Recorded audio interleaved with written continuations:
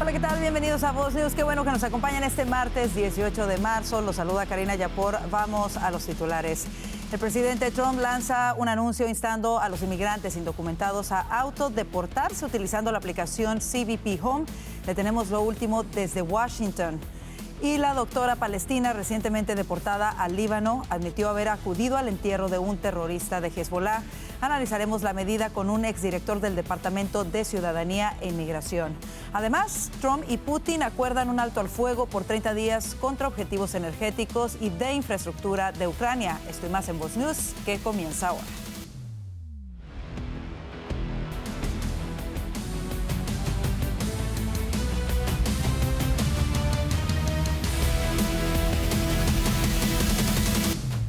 El presidente Trump lanzó hoy una campaña en redes sociales en la que insta a los inmigrantes indocumentados a autodeportarse, advirtiendo que quienes no lo hagan podrían no solo ser deportados, sino que no podrán volver a ingresar a los Estados Unidos. Nuestro corresponsal, Juan Esteban Silva, nos tiene los detalles desde la capital del país. Juan Esteban. Karina, televidentes de Voz News, ¿qué tal? Yo los saludo desde la Casa Blanca. El presidente Donald Trump ha lanzado un mensaje directo a los inmigrantes ilegales que viven en los Estados Unidos y obviamente para poder autodeportarse, como él señala en un nuevo video difundido en redes sociales, anunció la creación de la aplicación CBP Home, una herramienta que según él va a facilitar la salida voluntaria de quienes se encuentran en el país sin documentos. Miren ustedes. Using the CBP Home app to leave the United States voluntarily is the safest option for illegal aliens and our law enforcement. It also saves the U.S. taxpayer dollars and valuable CBP and ICE resources. And all of those resources are necessary to focus on dangerous criminal aliens. And that's what we're focused on. Pero ¿qué cambia con respecto a versiones anteriores? Hasta ahora CBP Home era la aplicación utilizada en el caso de la administración Trump, que se anunció hace más de un mes, pero había otra que se llamaba CBP One, que era usada para citas en la frontera, procesar solicitudes de asilo, facilitar ciertos trámites migratorios. Sin embargo, en este caso, esa aplicación o esa interfaz no permitía a los inmigrantes que ya estaban dentro de Estados Unidos sin documentos gestionar su salida voluntaria. Pues a propósito del tema migratorio, esto ha dicho Alina Java, quien es alta consejera presidencial, sobre el tren de Aragua. Ayer vimos esas escenas en las que fueron deportados hacia El Salvador. And while we love immigrants coming in the right way, you will not come into this country and hurt Americans and be a gang member and come in illegally and think that you will not be held accountable. Pues es que cabe recordar que en este caso la crisis migratoria ha permitido la entrada de grupos criminales como justamente el tren de Aragua, que ahora opera en múltiples ciudades de los Estados Unidos, y es la falta de control fronterizo lo que ha convertido esto en un problema de seguridad, como lo deja muy claro Alina Java. Pues bien, hoy el magistrado, el juez John Roberts, pues ha hecho un llamado a Donald Trump porque la manera en la que él hizo también otro llamado a un juez que había buscado bloquear esta deportación ocurrida ayer con miembros del tren de Aragua, pues no es la manera correcta, que para eso existe un proceso normal de apelación. Sin embargo, Tom Homan, el zar de la frontera, y Stephen Miller, quien también es el subjefe de gabinete de la Casa Blanca, pues han dicho que no puede ser que un juez dicte la política exterior de los Estados Unidos. La aplicación CBP Home ya está disponible de forma gratuita en todas las tiendas móviles, pero su efectividad y su aplicación pues está por verse. Mientras tanto, en la Casa Blanca, la justicia, repito, y la política de la administración de Donald Trump sigue en ese pulso para ver quién tiene la razón. Por supuesto, para la Casa Blanca se trata de un tema de seguridad nacional. Es la información desde Washington para Voz News. Juan Esteban Silva. Gracias, Juan Esteban. Por su parte, el secretario de Estado de los Estados Unidos, Marco Rubio, sostuvo que si algunos de los deportados venezolanos no pertenecen al tren de Aragua, El Salvador podría enviarlos a Venezuela. A su vez, Rubio expresó que tiene plena confianza de que los venezolanos enviados al país centroamericano son de la mencionada célula delictiva. Pero para empezar, no se suponía que estuvieran en nuestro país. Estaban aquí ilegalmente, todos estaban aquí ilegalmente, todas las personas que están en esa lista, dijo el secretario de Estado. Seguidamente recordó que el tren de Aragua es uno de los grupos más peligrosos que jamás haya estado operando dentro de los Estados Unidos. Y las autoridades federales dieron a conocer que la profesora adjunta y médico de la Universidad de Brown, deportada al Líbano a pesar de tener una visa H-1B, expresó su apoyo y asistió al funeral de un líder de Hezbollah asesinado responsable de la muerte de cientos de estadounidenses. El mes pasado, Rasha Aleviou viajó a Beirut, Líbano, para asistir al funeral de Hassan Nasrallah, un brutal terrorista que lideró Hezbollah y fue responsable de la muerte de cientos de estadounidenses durante 4 décadas de terrorismo, declaró la subsecretaria del Departamento de Seguridad Nacional, Tricia McLaughlin.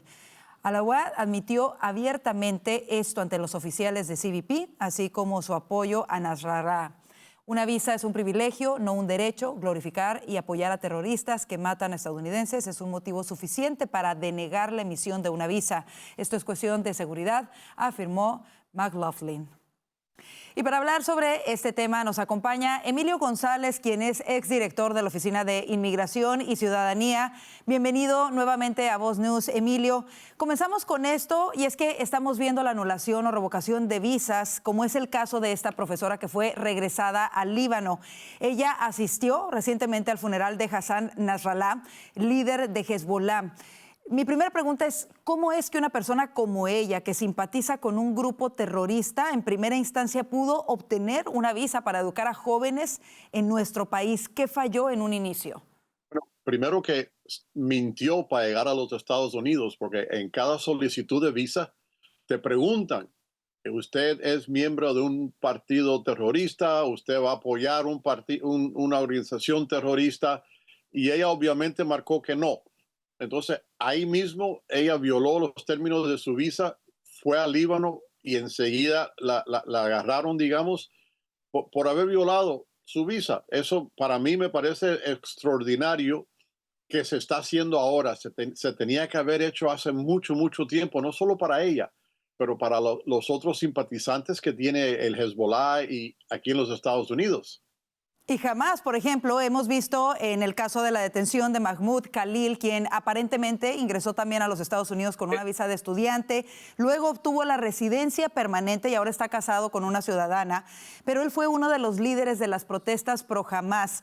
¿En qué se basa el Departamento de Inmigración y Ciudadanía para poder, primero, otorgar una visa y después, en este caso, en el caso, por ejemplo, de Khalil, revocar un beneficio migratorio como se lo está haciendo ahora? Porque Khalil, como expliqué antes, cuando llegó o solicitó, él tuvo que firmar de que él no era participante, miembro, simpatizante, llame lo que quiera, de ninguna organización terrorista.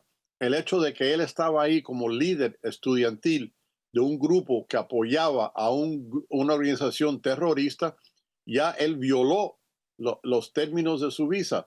El Departamento de Estado, el secretario de Estado, tiene el poder bajo leyes de inmigración de arrestar y deportar personas, extranjeros, que son una amenaza a la seguridad pública o a la seguridad nacional. Y es por eso que este señor quedó arrestado y si Dios quiere lo van a deportar también.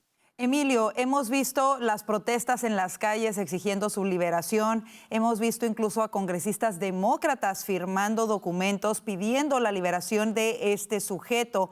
Ellos argumentan que él simple y sencillamente está protegido por la primera enmienda a la libertad de expresión. Y la pregunta sería también, ¿está un extranjero con visa o con una residencia permanente protegido por la primera enmienda de la Constitución? ¿Y en qué momento deja de ser libertad de expresión el mostrar apoyo público a un grupo terrorista ante los ojos de las autoridades?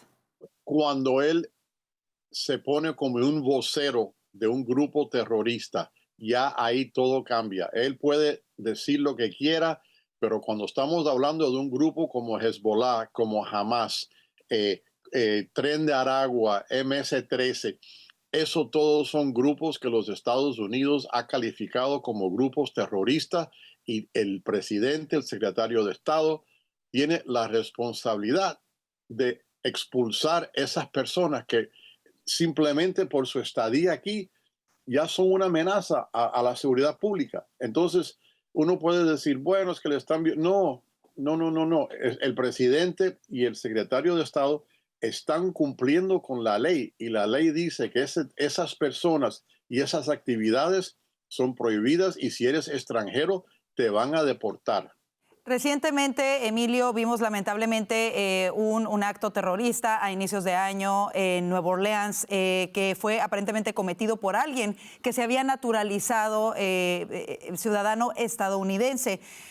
Hace poquito, hace unos días, se dio a conocer un supuesto borrador en donde la administración del presidente Trump podría estar considerando el prohibir visas para ciertos países, en su mayoría musulmanes. Y la pregunta es, ¿bajo qué fracción de la ley se podría tomar esta determinación? No, la persona de cual hablabas, que es un ciudadano naturalizado, esa persona puede ser denaturalizado, le pueden quitar la ciudadanía por actos por ejemplo, de espionaje, de amenazas a la seguridad pública. El presidente tiene poderes que le da la Constitución para proteger la ciudadanía. Si él piensa de que un ciudadano de Somalia, de Irán, de donde sea, es una amenaza, es un peligro, él tiene la responsabilidad de decir no, vamos a suspender visas de esos países, vamos a analizar bien quiénes son los que están solicitando y si después todo cambia, perfecto. Poco a poco dejamos a las personas entrar, pero abiertamente otorgar visas a personas que vienen de países que se han declarado enemigos de los Estados Unidos, enemigos de nuestra sociedad y cultura. Yo creo que el presidente está actuando de una manera bien positiva porque las leyes, la Constitución le da ese poder. Y es mejor velar por los ciudadanos de los Estados Unidos, a mi juicio, por un extranjero que viene aquí a causar problemas y a apoyar grupos terroristas dentro de nuestras fronteras. Finalmente, en 30 segundos que se nos termina el tiempo, Emilio, la administración del presidente Trump está siendo altamente criticada por las deportaciones masivas que está llevando a cabo. Sin embargo, vimos a otros presidentes en el pasado, como el propio presidente Obama, con un gran número de deportaciones y no se le dio tanta atención. ¿Qué ha cambiado? ¿Por qué el día de hoy se maneja de esta manera tan intensa, de esta manera tan intensamente mediática en contra de la administración Trump? Porque cuando el presidente Obama empezó a deportar personas, esas eran personas que estaban en el país, en un momento fueron frente a un juez de inmigración, el juez le ordenó su expulsión. En el caso del presidente Trump, estos son pandilleros, delincuentes que el presidente Biden los permitió entrar al país. La verdad que no tienen ningún estatus. Entonces, no es que los están deportando del país, es que los están sacando del país. Personas que nunca tenían que haber estado aquí, personas que no tienen el estatus que tenían otras personas, y yo creo que está actuando en una manera extremadamente formidable el presidente en proteger la ciudadanía norteamericana. Emilio González, como siempre, un gusto que esté con nosotros aquí en Voz News. Muchísimas gracias. Karina, muchas gracias por la invitación. En otras cosas, tal como se tenía previsto, el presidente Trump y el presidente Putin hablaron por casi 3 horas sobre la necesidad de paz y un alto al fuego en la guerra con Ucrania. En un comunicado de la Casa Blanca se indica que ambos líderes coincidieron en que este conflicto debe concluir con una paz duradera y también destacaron la necesidad de mejorar las relaciones bilaterales entre Estados Unidos y Rusia.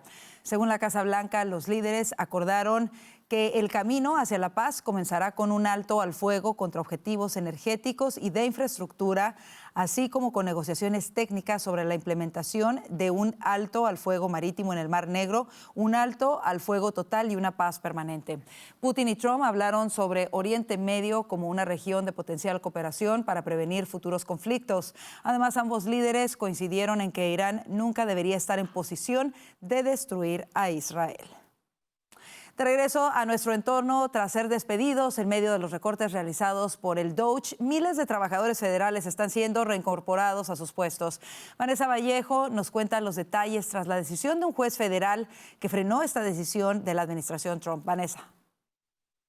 La administración Trump avanza en reincorporar a 24,000 empleados federales que fueron despedidos en medio de los recortes realizados por el Departamento de Eficiencia Gubernamental que intenta reducir el gasto estatal.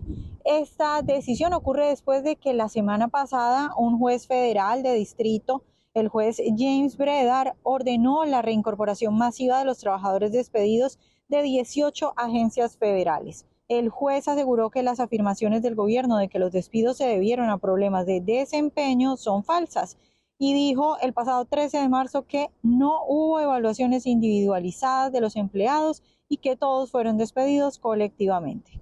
Un día después de esa decisión, la secretaria de prensa de la Casa Blanca, Karoline Leavitt, dijo que la administración iba a pelear en las cortes. Escuchemos las declaraciones de Karoline Leavitt luego de que se produjera la decisión del juez la semana pasada.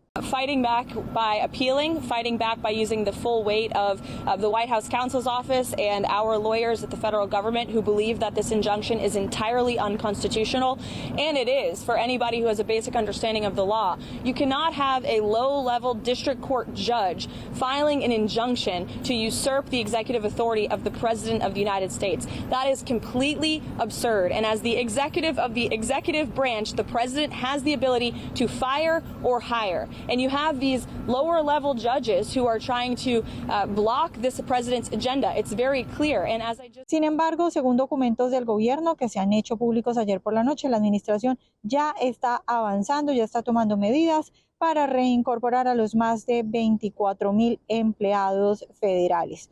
Funcionarios de las diferentes agencias han indicado que la mayoría de estos empleados han sido reincorporados con una licencia administrativa paga, pero que algunos también han recuperado su empleo de tiempo completo. Y queremos recordarle que si le gusta nuestro contenido, se puede suscribir a nuestro canal de YouTube. Es muy importante que le haga like y active la campanita para que reciba las notificaciones cuando haya nuevo contenido disponible. Además, esta es la forma más fácil de compartir nuestro noticiero y todos nuestros podcasts con sus familiares y amigos. Y de regreso a la información, los hijos adultos del expresidente Joe Biden ya no recibirán protección del Servicio Secreto de los Estados Unidos. Así lo dio a conocer el presidente Trump. En un post de Truth Social, Trump comentó que Hunter Biden había recibido protección del Servicio Secreto durante un largo periodo de tiempo. Hay hasta 18 personas en este detalle, lo cual es ridículo, escribió. Por su parte, a Ashley Biden, hermana de Hunter, también se le revocará la protección del servicio secreto. Trump señaló que había 13 agentes asignados a su seguridad. Así nos vamos a la pausa. El alto al fuego entre Israel y Hamás llega a su fin luego de que Hamás rechazara repetidas ofertas de acuerdo sobre los rehenes. Los detalles al regreso. Pero además recuerde que ya puede ver Voz News y todo nuestro contenido en su plataforma favorita. Estamos disponibles en Roku, Apple TV y Fire TV, así como en la señal de Voz Media. Y si aún no tiene el app de Voz en su teléfono celular, descárguela ahora. Recuerde, es gratis. Quédese con nosotros, ya volvemos con mucho más de Voz News.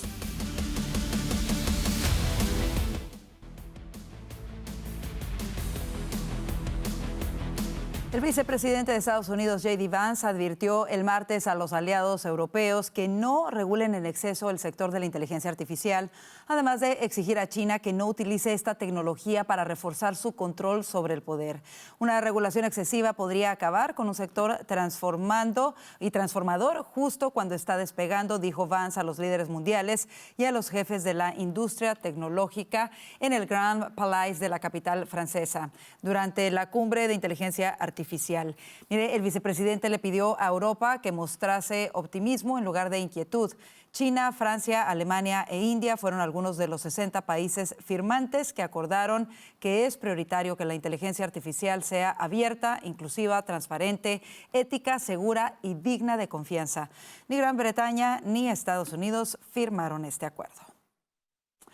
Y la producción industrial avanzó en febrero más de lo esperado por el mercado de los Estados Unidos, impulsada por el sector automotor, esto según datos oficiales y analistas.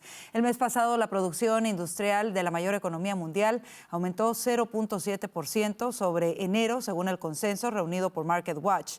Esta evolución se explica por un repunte de 8.5% del índice de vehículos motorizados y las piezas, las autopartes. En el mes, esto según lo informó la Reserva Federal. Los analistas de Pantheon Macroeconomics señalaron que el aumento de producción de los fabricantes de autos se debió a previsiones que tomaron los industriales ante la posible entrada en vigencia de los aranceles. Y Google alcanzó un acuerdo definitivo para la adquisición de la compañía estadounidense de ciberseguridad Wiz por $32 mil millones, según un comunicado divulgado este martes. La operación se hará íntegramente en efectivo y se espera que se complete en 2026. Se trata de la adquisición más importante hecha hasta ahora por Google y su casa matriz Alphabet, que se refuerza en el campo de la seguridad informática, considerado como un mercado en crecimiento. La integración de Wiz en Google probablemente acelerará la capacidad de las empresas para reforzar su seguridad, al tiempo que se reducen los costos e impulsará la adopción de la computación a la distancia, es decir, en la nube. Así lo dijeron representantes de Google.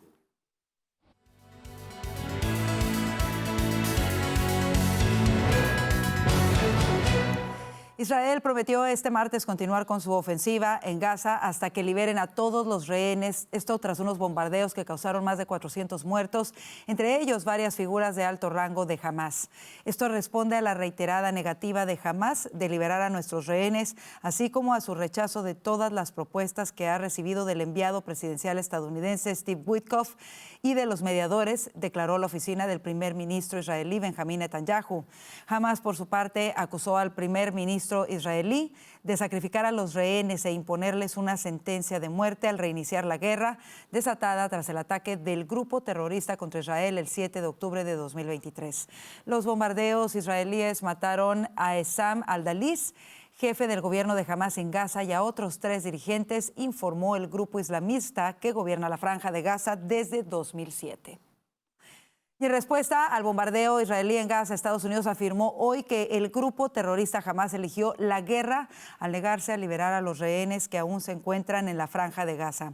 Hamás podría haber liberado a los rehenes para extender el cese al fuego, pero escogió la negativa y la guerra, declaró en un comunicado el portavoz del Consejo de Seguridad Nacional, Brian Hughes.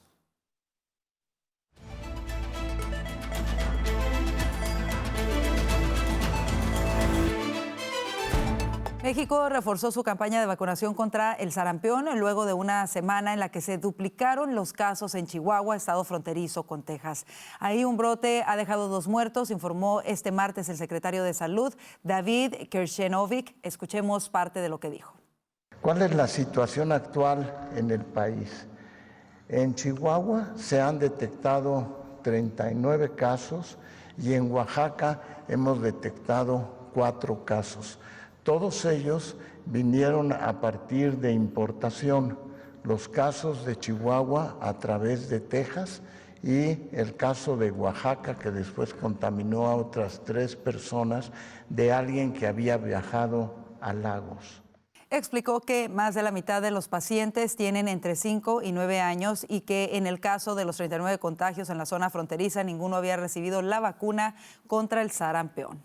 Y Estados Unidos informó sobre el desplazamiento de un buque destructor de misiles hacia la plataforma marítima estadounidense en el Golfo de México. Así lo dijo este martes la presidenta Claudia Sheinbaum. La mandataria mexicana aseguró que el despliegue tiene como propósito apoyar las operaciones de Estados Unidos para evitar el tráfico de drogas por ese territorio.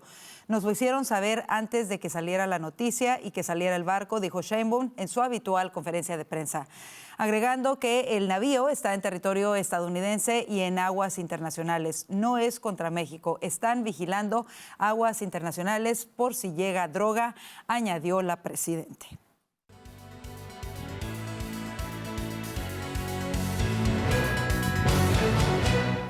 Y hoy es martes y en nuestro segmento Tu Futuro le presentamos esta excelente noticia, y es que la Universidad de Harvard anunció que a partir del ciclo escolar 2025-2026 el costo de su matrícula será gratuita para los estudiantes de familias que ganen $200,000 o menos al año.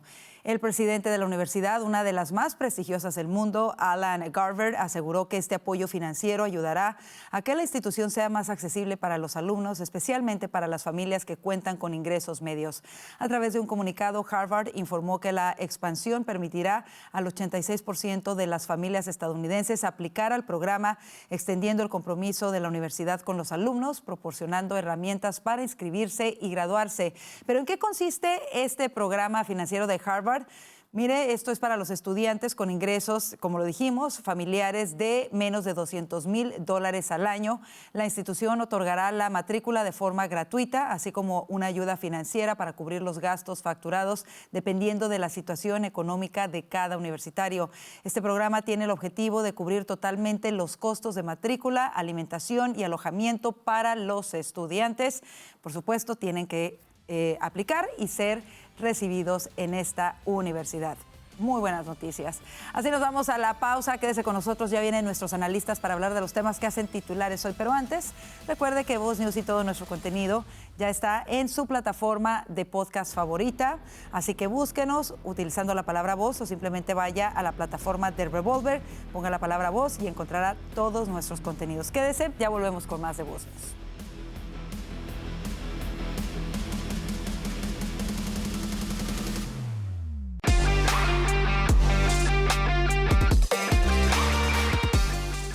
El tema migratorio y las deportaciones siguen dando de qué hablar. Es un tema largo y extenso por diferentes razones. Mucha gente siente empatía, otros piensan que quizá no se está haciendo lo correcto.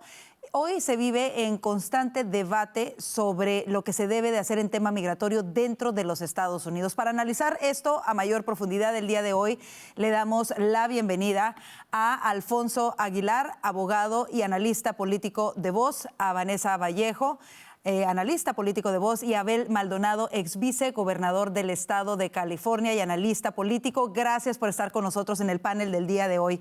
Y comenzamos con esto porque siempre el tema de migratorio es un tema que tiene muchos ángulos.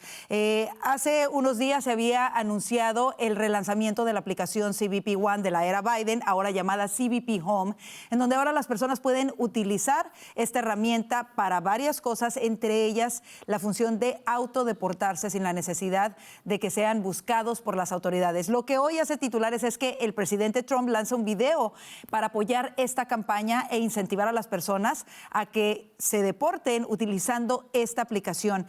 Comenzamos con si realmente esta es una manera efectiva, Vanessa, de decirle a las personas indocumentadas que pueden regresar a sus países aparentemente sin consecuencias y que lo grabe el propio presidente del país. ¿Cómo lo ves tú?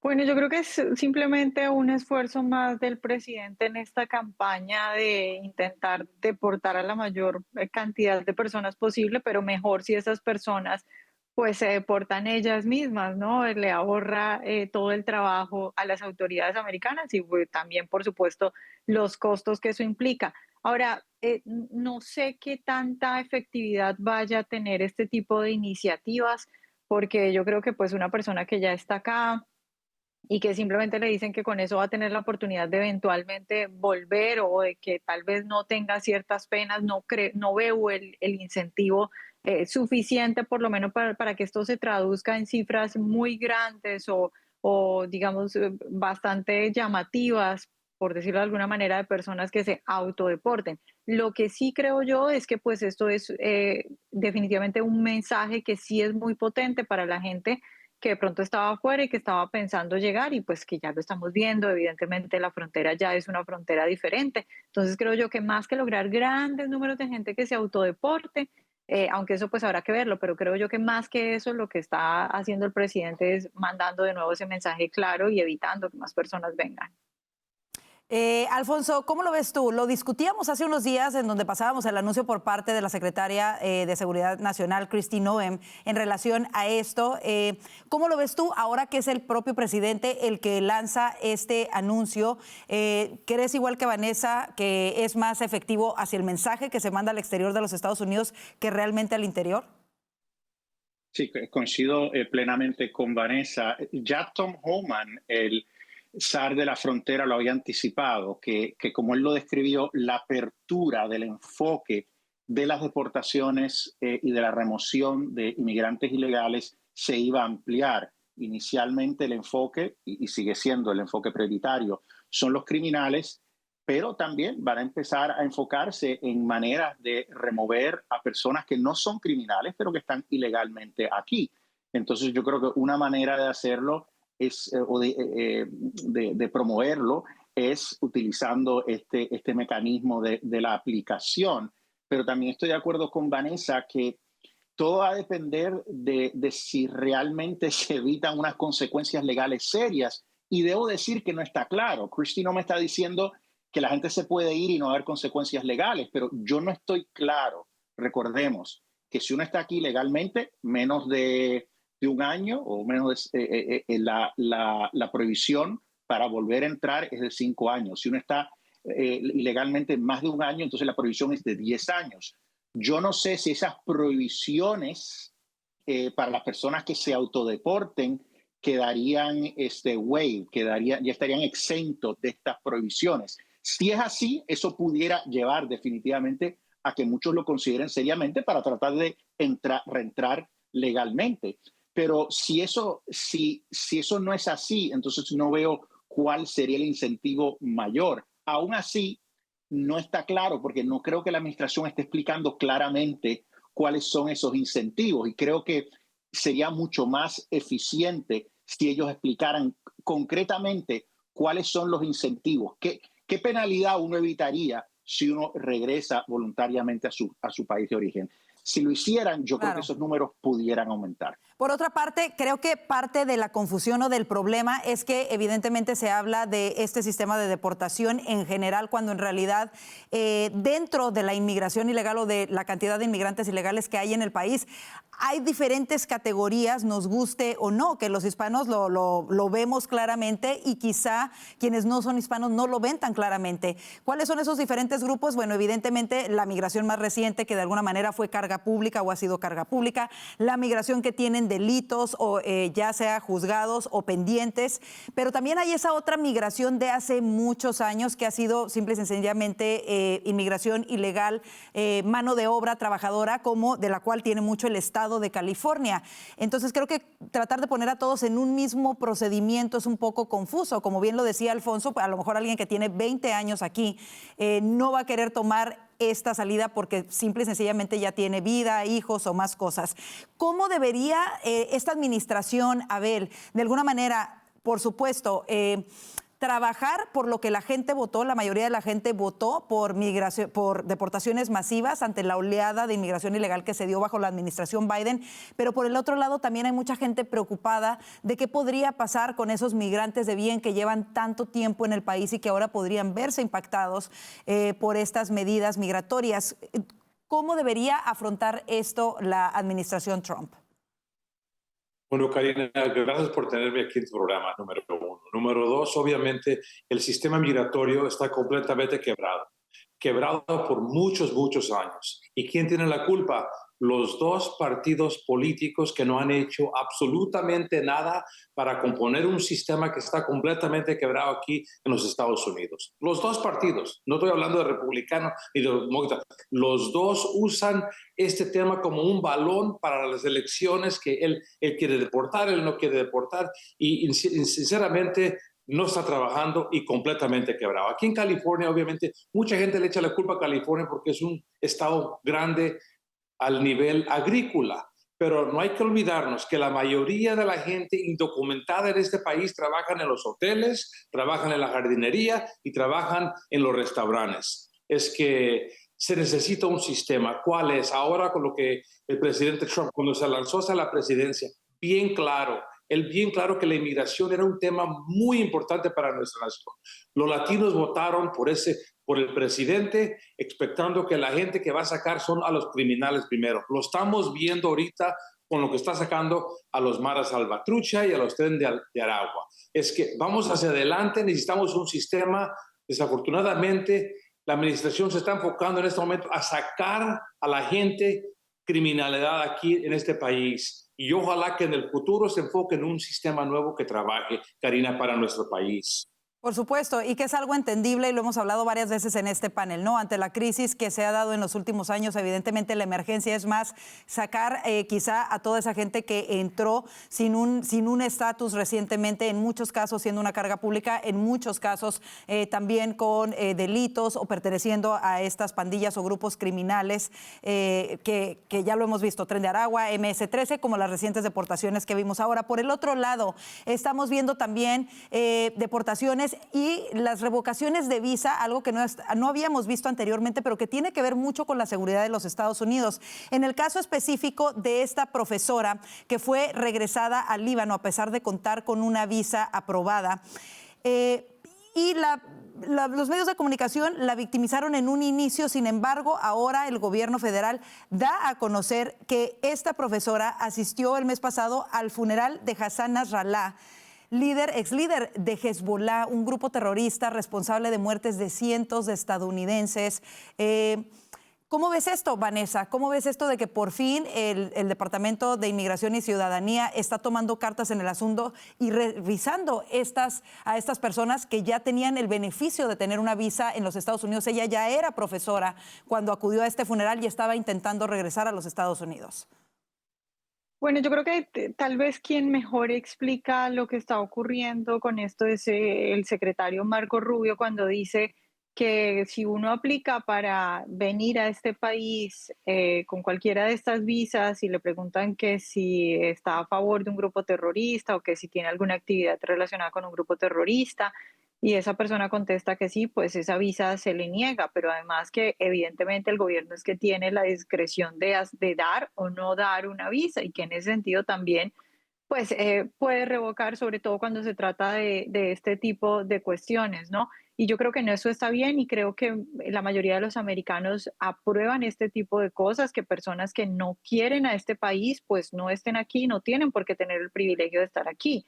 Creo yo que el problema va a estar en ese conflicto con los jueces, que de pronto la administración tiene que ser cuidadosa con cómo lo maneja, ¿no? Es decir, si un juez da una orden y la administración no está de acuerdo, pues el camino correcto es simplemente apelar, en vez de intentar, yo creo, esta es mi opinión, en vez de intentar señalar, en vez de intentar hablar de impeachment. El camino correcto es hacer una apelación, y muchos de estos casos seguramente irán a la Corte Suprema de Justicia, y creo que el país agradece que este tipo de personas, que pueden ser incluso peligrosas para Estados Unidos, pues no estén más en este lugar. Pero ya digo, creo que el problema, y en lo que yo tendría cuidado si fuera la administración, es en ese proceso y en ese enfrentamiento, bueno, enfrentamiento no, en esa discusión con algunos jueces. Por supuesto. Por otra parte, hemos visto lo que ha sucedido después de la detención también de Mahmoud Khalil, en donde no solamente se han dado manifestaciones en las calles, manifestaciones dentro de la Torre Trump en Nueva York, sino que incluso legisladores demócratas se han puesto de lado para defender a Khalil y que no sea deportado y no sea removido de los Estados Unidos. Alfonso, ¿cómo se puede enfrentar esto cuando por una parte evidentemente se está tratando de proteger la identidad de los Estados Unidos y de los aliados de Estados Unidos, en este caso Israel, al remover a una persona que ha promovido protestas violentas pro Hamas en suelo estadounidense en contra del aliado de los Estados Unidos en el Medio Oriente? Y por otra parte hay legisladores demócratas tratando de evitarlo. Bueno, es inconcebible. Yo creo que esto no ayuda a los demócratas. Ellos van a tener que explicárselo a sus constituyentes, y no creo que sus constituyentes lo entiendan y eventualmente voten por ellos nuevamente. O sea, en estos dos casos tenemos una profesora que quizás ella no es terrorista, pero simpatiza con un grupo terrorista. Sabemos que hay estos grupos luchan activamente en contra de los intereses de Estados Unidos, quieren destruir los Estados Unidos. Nosotros tenemos que anticipar, no podemos tener esta gente dentro de Estados Unidos. Lo mismo Mohammed Khalil. Es una persona que activamente promovió el desorden en los campos universitarios, que llevó a violencia, a buleo de estudiantes hebreos, expresiones a favor de Hamas. Obviamente a este tipo de personas, como bien dijo Marco Rubio, más nunca le daremos una visa. Bueno, si ya están adentro, se les ha dado ese privilegio, pues entonces hay que removerlos. Y esto es otra cosa importante que los demócratas no entienden. El estar dentro de Estados Unidos, al haber entrado con una visa, al no ser ciudadano, usted se le ha dado un privilegio para estar en Estados Unidos. Usted no tiene un derecho que requiera un debido procedimiento según lo requiere la Constitución. Aquí lo único que hay que seguir es lo establecido por la ley. Y la ley de inmigración le da plena discreción al Ejecutivo para remover a estas personas que de alguna manera no ayudan a adelantar los intereses de seguridad nacional y de política exterior de los Estados Unidos. O sea, que ellos pueden gritar todo lo que ellos quieran, pero estas personas simpatizan con grupos que quieren destruir a los Estados Unidos y a nuestros aliados, particularmente Israel. Por lo tanto, se entiende perfectamente que sean removidas. Estoy de acuerdo con Vanessa en el sentido de que estamos de acuerdo con la política, es la forma. Si sí hay una orden, en el caso, digamos, de la profesora, de que había una orden, de que no podían removerla, pues yo creo que es importante respetar la orden. Ya se puede llegar al Supremo y tratar de conseguir, que creo que eso es lo que la administración está tratando de conseguir del Tribunal Supremo de los Estados Unidos, una instrucción a los jueces de primera instancia diciendo, ustedes no pueden paralizar acciones de inmigración caprichosamente, arbitrariamente, tienen que fundamentarse en el derecho. En ese sentido, claro, en ese sentido quisiera preguntarte, Abel, ¿cómo ves este tema tú y cómo ves estas acciones por parte de estos jueces en algunos casos? Por ejemplo, el juez que intentó detener la deportación de más de 200 presuntos miembros de Tren de Aragua hacia El Salvador, él fue designado por el expresidente Obama. ¿Cómo ves estas acciones que se están tomando y que haya jueces que intentan frenar las acciones de la administración Trump? Para mí, Karina, es increíble. ¿Cómo puede ser que una profesora de una universidad enorme aquí en este país llegue a este país, al aeropuerto, y le buscan su teléfono y trae fotos de Nasrallah, uno de los hombres más terroristas del mundo, trae fotos de Khomeini, el líder supremo de Irán? Hay un dicho en mi casa que dice, dime con quién andas y te digo quién eres. Y eso, obviamente, al ver eso, uno dice, con razón hay protestas en las universidades de este país apoyando a los grupos terroristas, porque hay maestras, hay profesoras que en realidad en la escuela me imagino que están enfocándose en esos temas, que en realidad es algo que no va. Y me duele, sinceramente, ahora a esa noción de que un juez apuntado por un presidente político, obviamente elegido democráticamente, pero cuando el presidente de nuestra nación, bajo la seguridad, lo eligieron para asegurar a nuestra nación, saca a Tren de Aragua, saca a MS-13, Mara Salvatrucha, que para mí es lo peor de lo peor de lo peor que hay en este país, en gangas, que salga un juez y diga, no.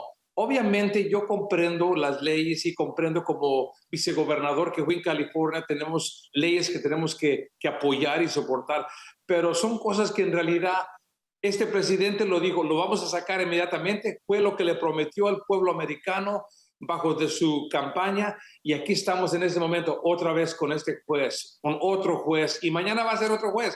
Es que obviamente la Corte Suprema va a tener que decidir, pero por el mientras hay que sacar a la gente que está golpeando a nuestra gente inocente en este país de nosotros. Y de alguna manera también, no solamente los millones que entraron de manera ilegal y muchos, los cientos de miles que entraron ya con delitos a los Estados Unidos, pero en este caso también quienes entraron legalmente, pero con una consigna de envenenar la mente de nuestros jóvenes en las universidades, algo que me parece demasiado peligroso y me alegro que esta administración lo esté revisando y haciendo algo al respecto. Vámonos a la pausa comercial, quédese con nosotros que aún hay más que analizar aquí en el panel de Voz News.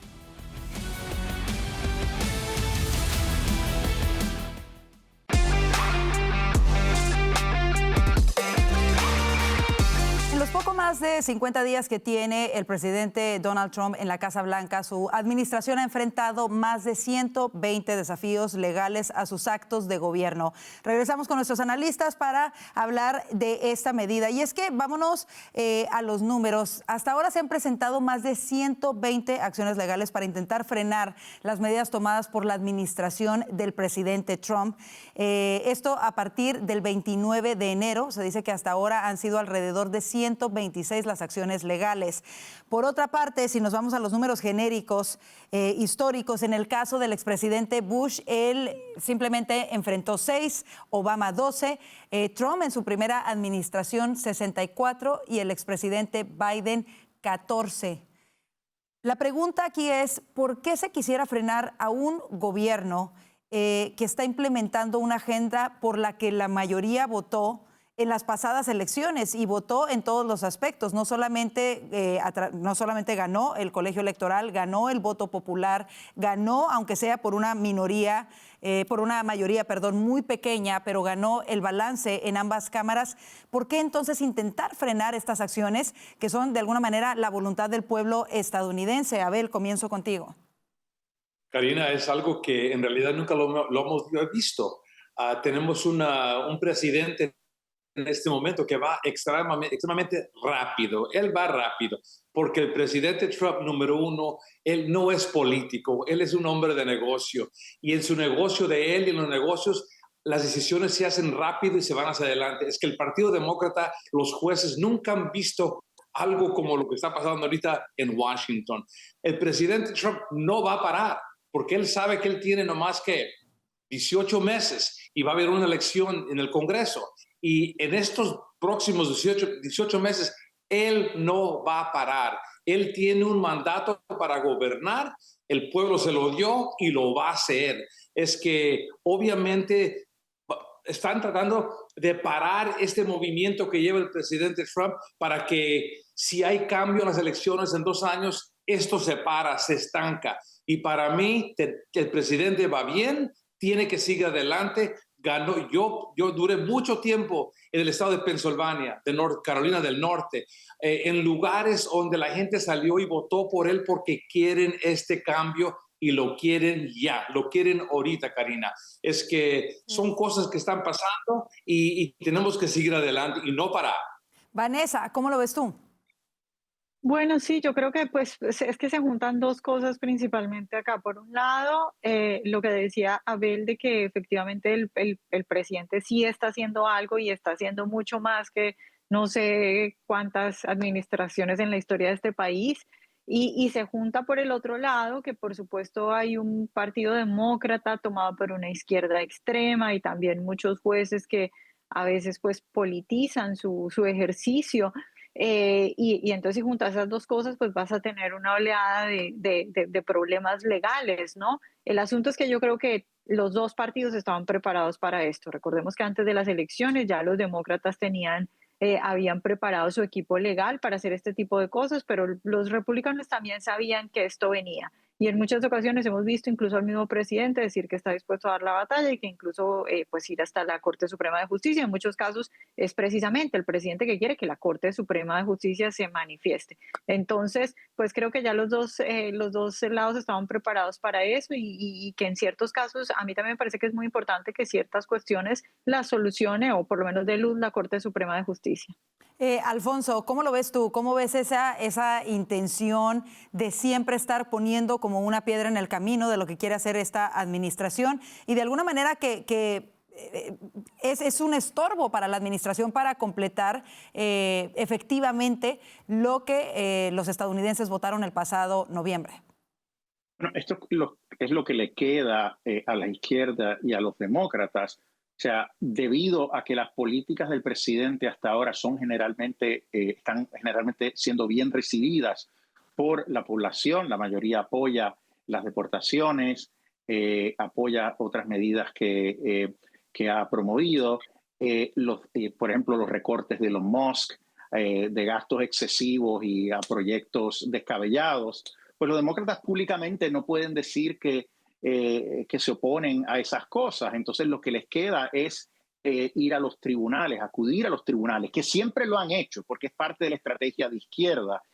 Y la izquierda obviamente también lo que ha tratado de hacer a través de los tiempos es cooptar los tribunales con jueces activistas que no se limitan a interpretar textualmente las leyes y la Constitución y a ceñirse a su rol como jueces, sino que van más allá y tratan de establecer política pública desde el banquillo, usurpando los poderes del Congreso y del presidente. Y eso es precisamente lo que han estado haciendo en la inmensa mayoría de estos casos. Por eso, si vemos, como bien decía Vanessa, a la administración Trump tratando de conseguir una expresión del Tribunal Supremo para tratar de controlar a estos jueces que sencillamente por ser jueces arbitrariamente, caprichosamente, emiten estas órdenes para impedir que acciones de inmigración u otras acciones de política pública. Pero ellos pueden pararlas, pero tienen que estar fundamentados en la ley. Entonces, es muy importante aquí que el Supremo trate de controlar, porque es el Supremo al final que hace cabeza del sistema judicial, que controle la intervención de los jueces de primera instancia para que reconozcan su rol constitucional y no vayan más allá del rol que le da la Constitución y, como dije, usurpen el poder de las ramas políticas del gobierno. Pero hasta ahora, en primera instancia, están siendo efectivos, pero ya vemos cuando se llega al apelativo, empiezan a revocar muchas de estas órdenes. Que eso es algo que al público en general le llama muchísimo la atención. ¿Qué alcance tiene un juez local sobre una ley o una acción ejecutiva, en este caso promulgada, mejor dicho, una acción ejecutiva promulgada, por ejemplo, por el presidente de los Estados Unidos, ¿no? Creo que esa es la confusión, hasta dónde llega ese poder de poder frenar esa autoridad del presidente. Y bueno, ¿querías decir algo más? No, a estos jueces nadie los ha elegido, ¿verdad? Es la realidad, es el presidente quien es el representante del pueblo. Él gobierna por el pueblo. No pueden ser estos jueces nominados que no han sido elegidos tratando de gobernar al país. Eso es trastornar todo el orden constitucional establecido por nuestros padres fundadores. Y bueno, dejarlo ahí, hasta ese momento van 126, seguramente seguirán aumentando estas medidas y las vamos a seguir reportando para que la gente esté consciente de ello y lo pueda entender mejor. Vámonos al siguiente tema, antes de que se nos termine el tiempo, que es bastante importante. Como se esperaba, el presidente Trump sostuvo una larga conversación con el presidente de Rusia, Vladimir Putin. Vamos a dar un repaso, ya se lo comentamos al principio del noticiero, pero un repaso del comunicado que lanza la Casa Blanca, en donde indica que, bueno, ambos líderes quedaron a acordar que se debe concluir esta guerra con una paz duradera. Se dice que hasta el momento alcanzaron un acuerdo de un alto al fuego únicamente en contra de infraestructura y también objetivos energéticos. Eso es lo que se dice que quedaron de acuerdo el día de hoy. En general, hablaron sobre negociaciones técnicas, de cómo sería la implementación de un potencial alto al fuego, incluyendo un alto al fuego marítimo en el Mar Negro, un alto al fuego total y una paz permanente.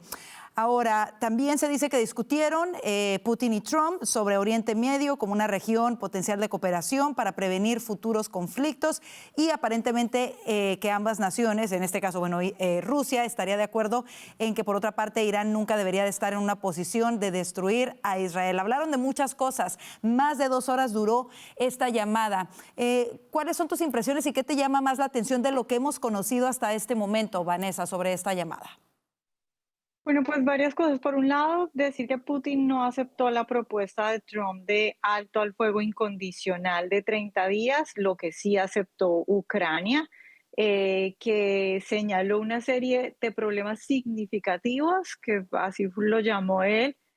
Lo que sí aceptó fue pues una moratoria a los ataques a la infraestructura energética y a la seguridad marítima en el Mar Negro. Ahora, yo lo que veo es que no hay por ahora indicios de que Putin haya abandonado ninguno de sus objetivos, digamos, más importantes.